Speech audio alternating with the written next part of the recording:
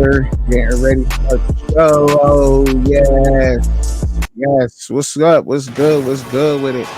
Sunday is Sunday. Yes, sir. We about to get up into this list. Some people are going to be a little bit upset about this, but welcome to the morning after with no plan B, baby.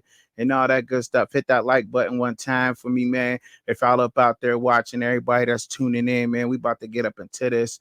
Let me get my background and everything pulled up. This is my first time messing with this kind of stuff. So y'all work with me here, all right? So we got this little list pulled up. I'm gonna go from 16 to number one, and then we're gonna get into some other topics here, y'all. Man, this is gonna be a great show today, man. Let's go with it. Let's go. Woo! Get my sound effects up a little bit more. You know what I mean? Gotta turn them sound effects up. They right? Let me see. Yeah, I like them like that. Let's go. So so yeah, man, we just been, you know what I mean, sitting back and everybody been hope that everybody had a good day and all of that up out there. Good morning to everybody. I don't got my coffee because it's like afternoonish. My fault being a little late, but I was really trying to put together a decent show for y'all today, man. It really was. I'm really just trying to put together a decent show for y'all. I'm trying to work with this interactive thing. So y'all work with me here. Work with me. Work with me. All right. So we're gonna get this thing rolling. You heard me? Let's go. Let's go. Let's go. All right. So first off, I just want to give a shout out to all the quarterbacks that's out there in this no particular really order, but it's gonna get tough towards the top three. You feel me? It's gonna get real tough towards the top three. This top three is like crazy. Excuse me. Let me get some water real quick, man, before we get up into this real quick. Get some water because I'm about to be going in. You hear me? Mm-hmm.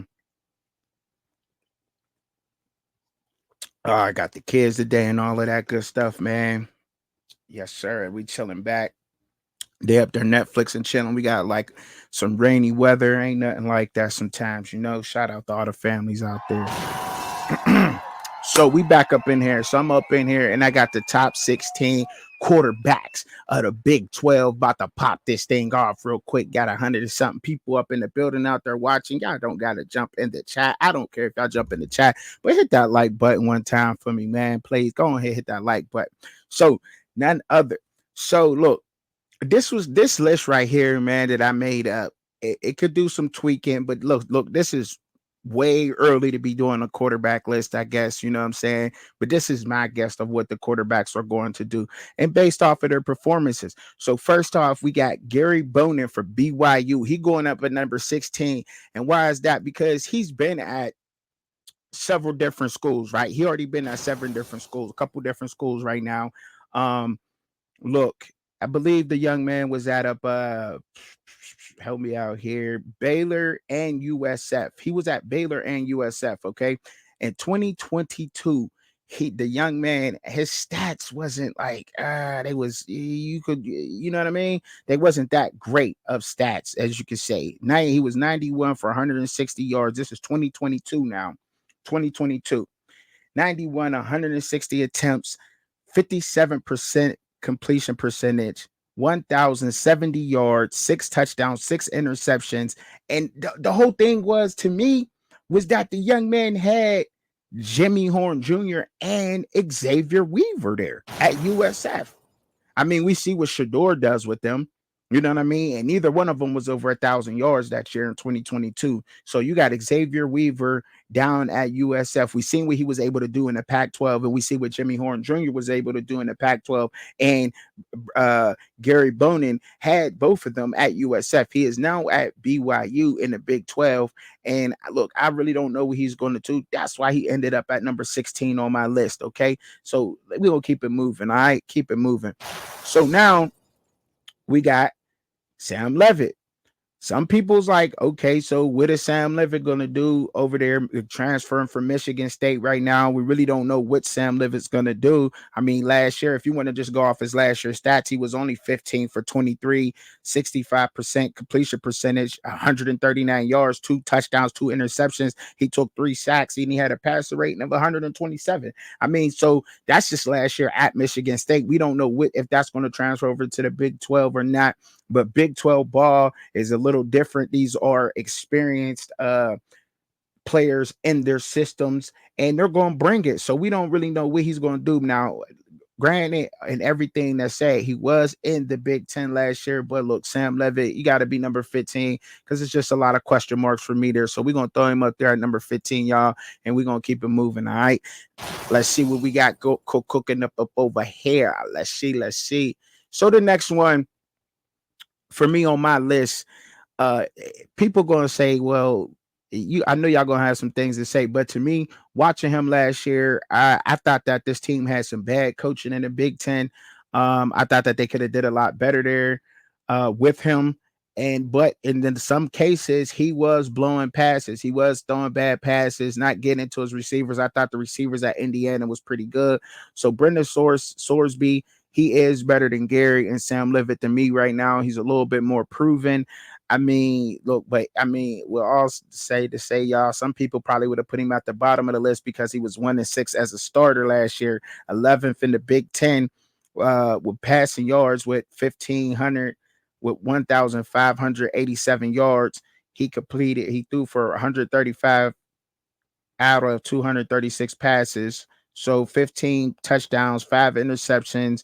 He was sacked 17 times, had a passer rating of 130. I mean, look, when you get to looking at that, so he was 13th for completion percentage in the Big Ten last year, 8th in passer rating. I think that Cincinnati probably will do a little bit better job with Sorsby. We'll see though, but that's why I got him at number 14 and I didn't put him at the bottom on my list today. All right.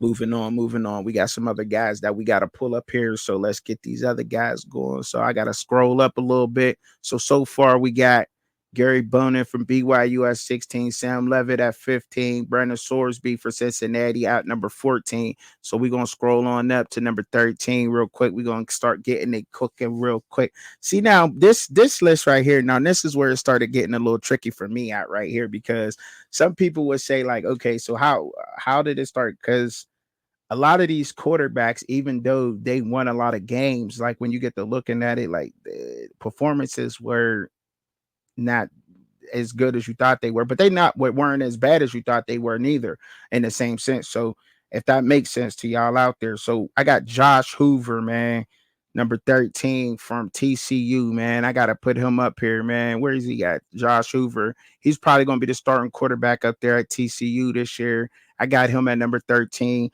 And the reason why is that because in 6 games, look, y'all, even though in the last 6 games, like last 7 games, 6 games, he had 7 interceptions, which ain't looking good. And that's why he's number 13 on this list, because he threw 7 interceptions in the last 6 games. He only started the last 6, but he also threw for 300 or more yards in those last couple of games. So like in 5 of those games, he threw for over 300. So you got to really, when you looking at that, that's not that bad, over 300 yards. Okay. He was 10th in the Big 12 last year with 2,206 yards, 185 completions for 298 that he thrown for. 62% completion percentage, was 9th in the Big 12 last year. 15 touchdowns, 9 interceptions, sacked 8 times, had a 135 passer rating, which ended up being 11th in the Big 12 last year. So look, man, he got some improving to do. TCU got some something to show us all out there, because 2022, 2023, 2 different kind of seasons. I know a lot of people out there say that that's a totally different team, but a lot of those players were returning from that championship team. They seen what it took, and they didn't apply it to last year. Maybe they thought that they were just going to smack opponents around last year because of the season they had the season prior, but that's not the case. Then what happened? So look, TCU, Josh Hoover, we got to see what's going on with y'all. He's at number 13 on my list today. Now, I'm not looking at the comments. The only thing with this is I'm not looking at them because of the way that this is all set up and everything. So y'all got to work with me out here. All right, ladies and gentlemen, got to work with me up out here. All right. So the next quarterback on my list at number 12. This is about to rock some of y'all's world. Y'all about to say, what is you talking about, trucking? Trucking, what is you talking about? Ain't that what y'all call me out there, trucking? Well, I'm about to do it because it's no other way to do this. So I just got to get it done. Pull the band-aid off. Let's pull him up there. Let's get him up there. Right. Let's see. I missed it. I missed it. He's not number 11. He's at number 12. Yes. Jalen Daniels is at number 12 on my list. Why is that? I'm about to explain to you right now. And that's because he missed 3 games last year. The season prior, he missed a couple of games with some kind of injury. We don't really know. I mean, it was an injury nonetheless. Injured last year with 3 games. If he could stay healthy, he would move up on my list. A lot of people will put him higher just because off of sheer talent. Well, I'm not going to do that. Just because off of sheer talent, I'm not going to put him up higher. I just can't do that because your best attribute is your availability, right? Being available on the football field counts a lot, right? And he just was not that. So in that case, he's at number 12 on my list. He passed 56. He completed 56 passes out of his 75 for 74% completion, 705 yards, had 5 touchdowns, 1 interception, sacked 5 times, passer rating over 173, which was 13th in the Big 12. But look, he really had no stats to go off. Not too much. So that's why he ends up at number 12 on my list. I hope that a lot of these guys move up. But look, we about to get up into it. So let's go. Yes, sir. Yes, sir. Let's go. Hit that like button one time. Share me with your friends and your family if you out there. So we at number 11 right now. Number 11. Man, boy, oh boy. Some people say, well, this is just my list. In my opinion, it's early. This is how I set the quarterbacks up to be. And based off of some of the things that they did last year. And also them being behind some of the guys who may have completed over 100 or more passes last year. So that's how I done some of my rankings too. Okay. I just didn't go off of, just regular rankings. I went off of some of the guys. If they had 100 or more passes and they were behind them in completion percentage, I dropped them. That's what I did. That's just what I did. Okay. I'm just letting y'all know that. So be aware of that when y'all looking at this list, and you can check the rankings, fact check if you want to, and however else you want to roll with that. But I'm just letting y'all know that's how I went with the list. Okay. So let's keep it moving. Now, Alan Bowman. Let me throw up Alan Bowman up here, man. Let me get him up here because some people going to say, how could you put Bowman from there in their favor? A lot of people are their favorite to win the Big 12 this year. Well, they are. They really are favored to win that. Now, all I'm saying is Alan Bowman, all Alan Bowman has to do, in my opinion, and Truck and Chubby's opinion, is come in and be a great game manager. Now, being a game manager does not mean you're a bad quarterback. It does not mean that. That actually means you're a very smart quarterback that takes care of the ball, knows how to read defense, knows what you're doing on the field, coming in and out of your checks and everything else, recognizing what the defense is giving you. Now, I know that's hard to do, and it's not easy. Quarterback is not an easy position, but still, he had a little bit of turnover issues, in my opinion.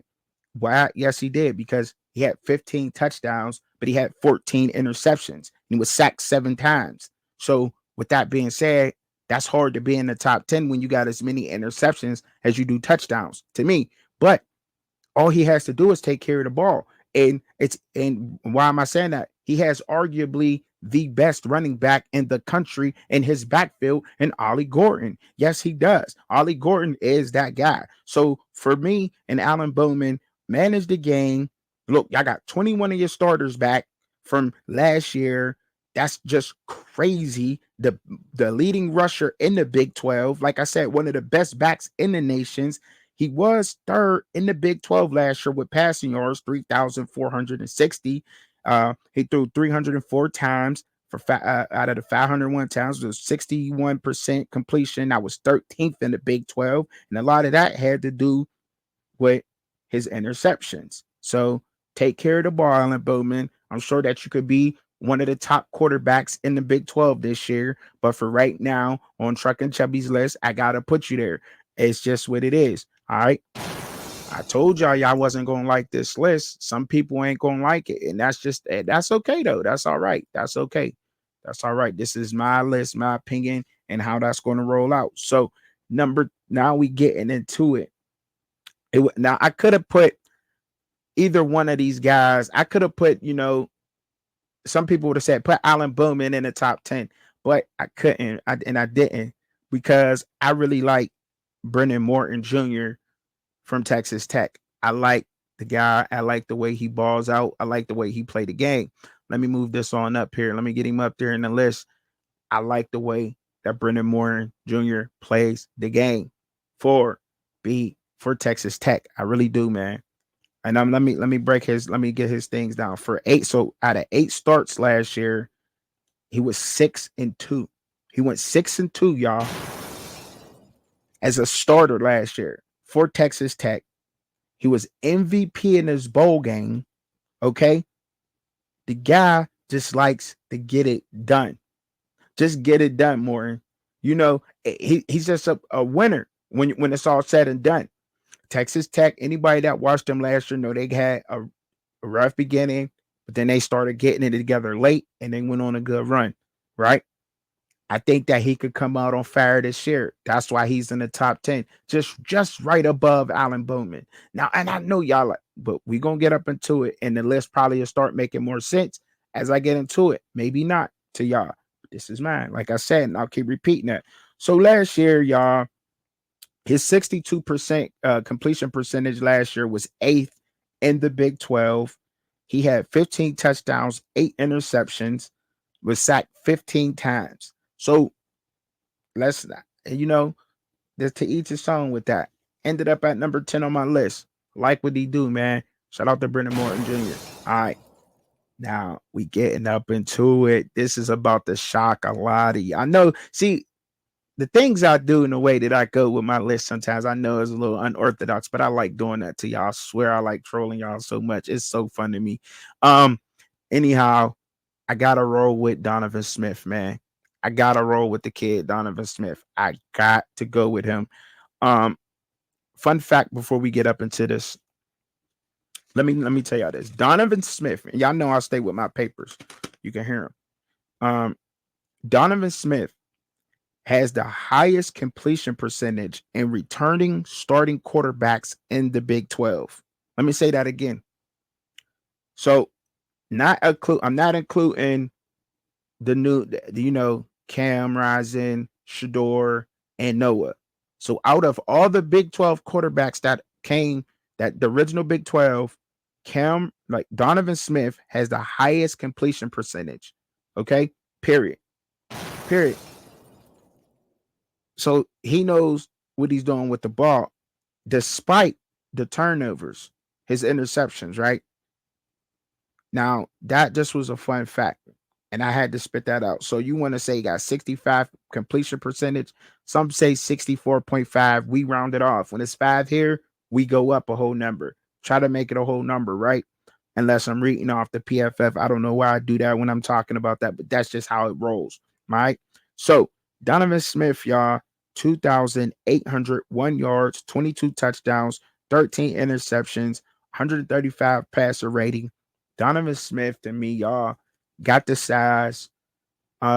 Houston's resetting over there. The culture's changing. He get the starting job. I believe he could take care of the ball. He got the athletic ability with it. He like I said, he already is accurate. He's probably going to be one of the most accurate quarterbacks in the Big 12, at least in the top, like I said, top 9, top 10 most accurate quarterbacks in the Big 12 when it comes down to it. Correct me when I'm wrong out there. Pros, all of y'all. Let's go. So that's why he's number 9 on my list. No other than that. All right. So we're going to keep it moving. Number 9.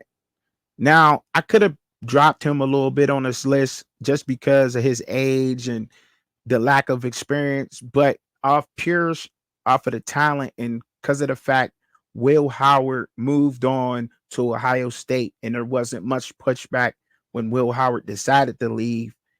Avery Johnson, this young man is supposed to get it done.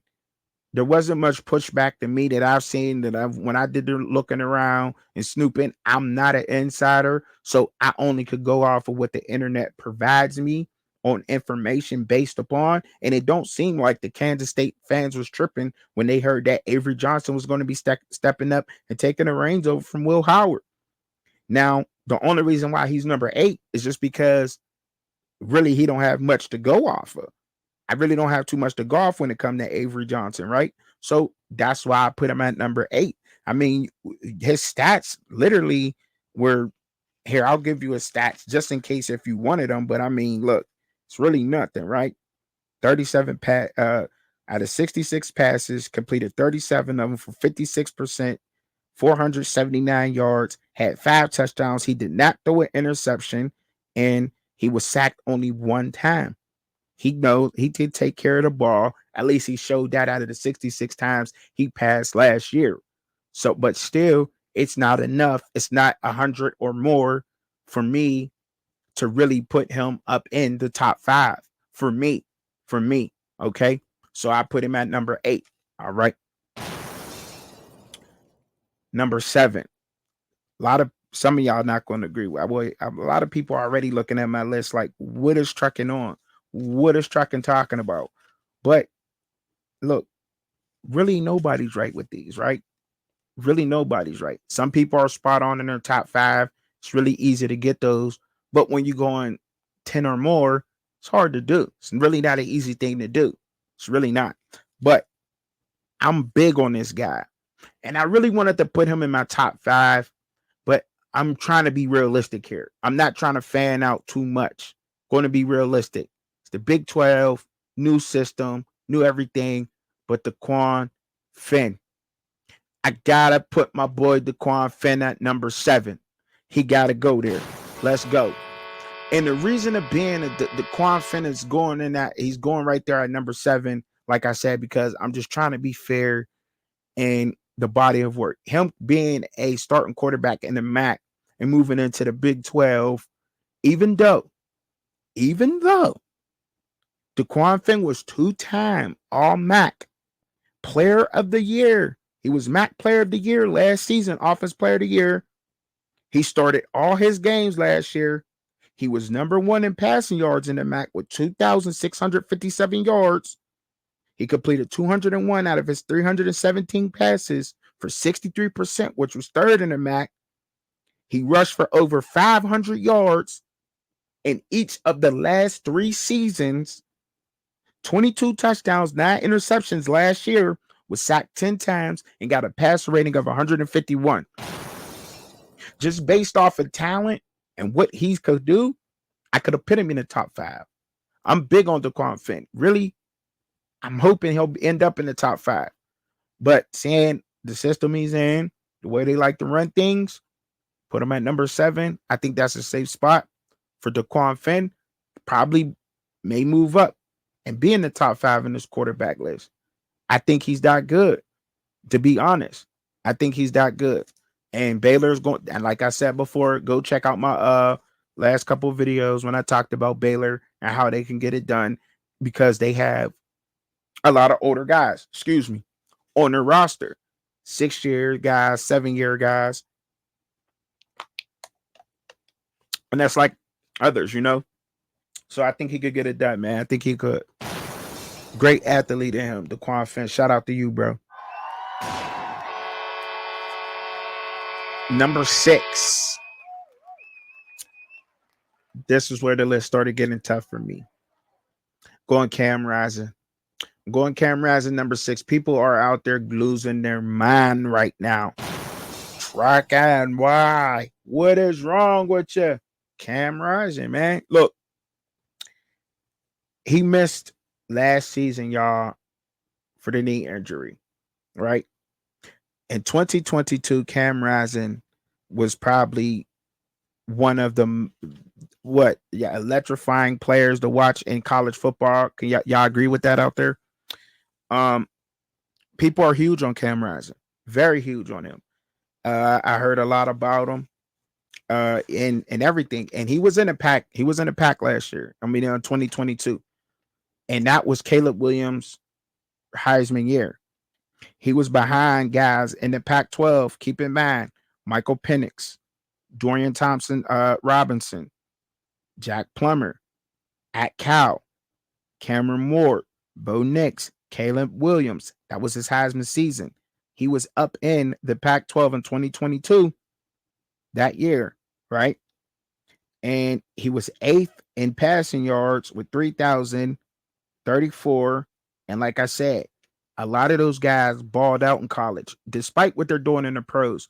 Let's talk about those guys I named in just college football. When we're talking, once again, Michael Penix, Bo Nix, Caleb Williams Heisman year, Dorian Thompson Robinson, those guys, Cameron Moore, were all in the Pac-12 in 2022. That's a good quarterback list when you're talking college football, right? And Cam Rising was one of the best. Now, his knee injury, to me, I want to see how he bounced back from that. I don't know how that's going to go. So putting him at number 6 and not in the top 5 for me was a safe spot. That's not a bad spot for him because he's in a great prestigious program such as Utah and the way they play ball up there. So, let's see how he does with that because his style of football is just going to be like my next guy up. They have the same style, but the other guy's healthy and he's coming back from an injury.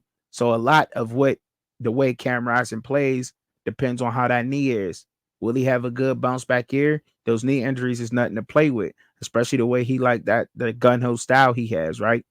Let's call it what it is, y'all. Number 6, Cam Rising. Shout out to them. Number 5. Who am I going to go down here on the list and grab from number 5? Who do y'all think I'm going to grab up? Let me see. I'm looking around. I don't know who I'm going to take. Let's see. No, y'all know who I'm grabbing. I'm just messing with y'all, man. Number 5 for me in this, I got to go with Garrett Green, man, from West Virginia University. Let's go. I got to. Garrett Green, man, undersized guy, to some people, 5'11 and a half, 5'11, 204, 205 pounds, somewhere in there. They say he's undersized, but he got the heart of a lion. He go out there and he play hard. He has a gun-ho style. I think him and Cam Rising style, the way they play, some people might say backyard football-ish, you know what I'm saying? However they want to put that, but I wouldn't go as far as saying that about this guy here. I mean, he just plays ball. He goes out there, he wins. He can move. He definitely can move. Do not sleep on him at all because, like I said, Cam Rising, he's electrifying. Look, so the gun ho style of Garrett Green, y'all, look, he had 13 rushing touchdowns last year. He completed 147 out of his 278 passes. His completion percentage was 53%. Gotta pick that up. You gotta pick that up this year, Garrett Green. If you plan on being looked at more in the NFL, I think he has to pick that up, that completion percentage, because it was 15th, and I was behind some of the backups. I'm completing in my list. Guys that threw for 100 or more passes. So guys who really didn't get that burn, he was 15th in the Big 12 when it came to completion percentage. So on my list, the way that I marked it, check it out yourself. All right. But he was 7th in passer rating, though. And that's 142. So he does get it done. Was only sacked 5 times, though. That offensive line took care of him. And when things did break down, he was able to improvise, step up in the pocket, and sometimes I'll just take off. I like Garrett Green. He's in my top 5, man. Right now, sitting there. Don't sleep on them. And to me, they're one of the favorites to win the Big 12. They're right up there with everybody else, if you ask me. But I mean, you ask somebody else, they probably will say, I don't think so, whatever else. But that's just what I think. That's my opinion on that. So we're gonna keep it moving on to the next guy. Now, like I said, the list, some guys are like, wow, I can't believe you got KJ Jefferson above all these other guys. Well, yes, I do. I do.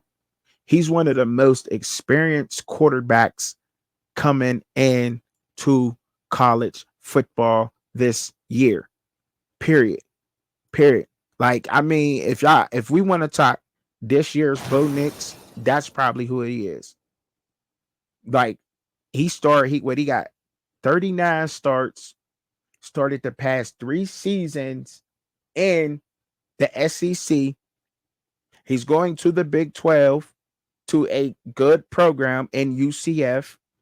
Um, People talk about spring games all you want, right? He had a decent spring game. He just did.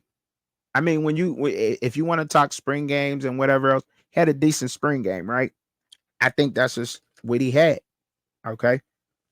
And I'm gonna read off some of these stats to y'all on KJ Jefferson because I think he did pretty dang on good, for everything else. And being under Gus Malzahn, the head coach, he definitely probably be a number 4 quarterback. You'll never know, but he's definitely UCF is definitely gonna have a good season behind him. All right. So let's move on. He completed out of his 190 passes, 296 passes completed, 190 of those, 64 completion percentage, 19 touchdowns, 8 interceptions, was sacked 42 times, had a passer rating of 140, as he was 9th in completion percentage in the SEC, 11th in passer rating, and in total passing yards, he was 12th in the SEC last year, sacked 42 times last year at Arkansas. And you could say there's talent moving around, but the SEC still had the bulk of the competition, or the Big Ten, right? That's what some people say. So, all right. Keep it moving. Let's go to the net. Now we at number 3. We are at number 3. Ooh, y'all ain't gonna like this list. Y'all ain't gonna like this. A lot of people is not gonna like this at all.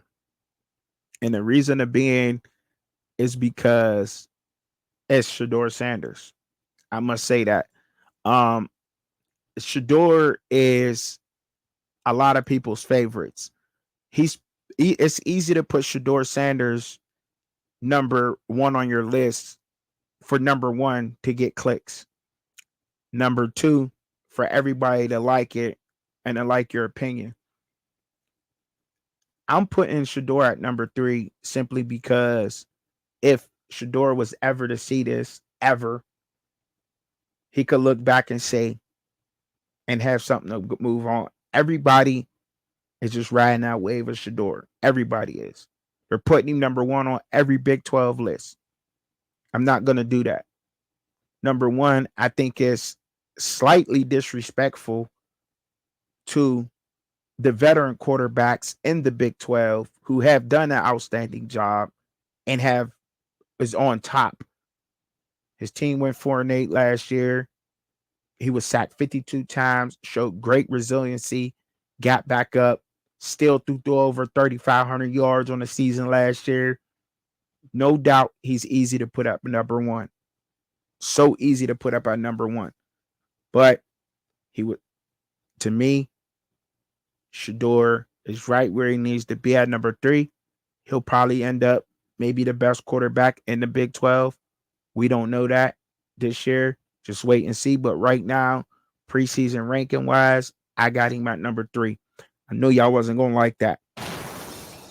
He was 5th in the Pac-12 in passing yards with 3,230. I said 30, excuse me. Completed 298 out of his 430 attempts. Again, 430 attempts at passing the ball last season. Okay. Had 25 touchdowns, 6 interceptions, sacked 52 times, had a passer rating of 152, was 3rd in the Pac-12 in completion percentage, which is good. We know he's a very accurate quarterback. I'm not arguing that. He was 5th in yards, 19th in passer rating. And a lot of that had to do with the 52 sacks that his offensive line gave up on him last year. All right. And I'm sure he could use it for motivation. All right. That's all I'm saying. So that's where I got Shedeur at. Now, what I'm going to do is I'm putting Noah Fafita right above Shedeur. Even though Fafita was right behind Shedeur last year in a lot of the stats, number 2 in the Pac-12 in completion percentage, he's very accurate. Although he was only sacked 19 times, he passed for 330. He had 333 total attempts at passing the ball, completed 241 of those. Okay. So Shedeur passed for 100 times more than what Noah Fafita did last year. 100 times more. He threw 100 more passes than what Noah Fafita did last year. And that's part of the reason why I put him at number 3, because of how much he passed last year. We know the offensive line was bad, but we also know that a lot of people have been doing breakdowns on these videos and that the offensive line was not as bad as the eye seen. Okay, they just didn't give it a chance. We know that, but here I am talking about them. To be honest, Noah Fafita, like I said, he had a pass rating 166, which was 6 in the pack. He was 6 in the pack 12 last year with 2,869 yards. He's moving to the Big 12. It might be a new thing for him, seeing the way that these programs stay together. These guys move up, but this is his second year within the organization under new head coach. Still, quarterback wise, throwing for only 330 passes. He's right. He was right behind Shedeur, but to me, should be right there above him. They had a 10-2 record, 10-win team, bowl game versus arguably one of the big dogs in the Big 12 last year. Now, regardless of teams and players leaving the bowl games and not playing in the bowl games, I hate that excuse. I really, really cannot. I don't dig that excuse. I can't stand that excuse when people say that. Oh, well, they weren't in a bowl game. They didn't play in the bowl game. That's whose fault is that? They still lost. Arizona's team showed up to the bowl game and beat a Oklahoma Sooner team. That's what it was. And they were one of the big dogs in the Big 12. And they did it good. Now, with all respect, the coach they had is now up at Washington, but still have Fafita, McMillan, and some of those guys coming back, and they play resilient in that game. And that's why I got him at number 2 for the Big 12 quarterbacks. All right.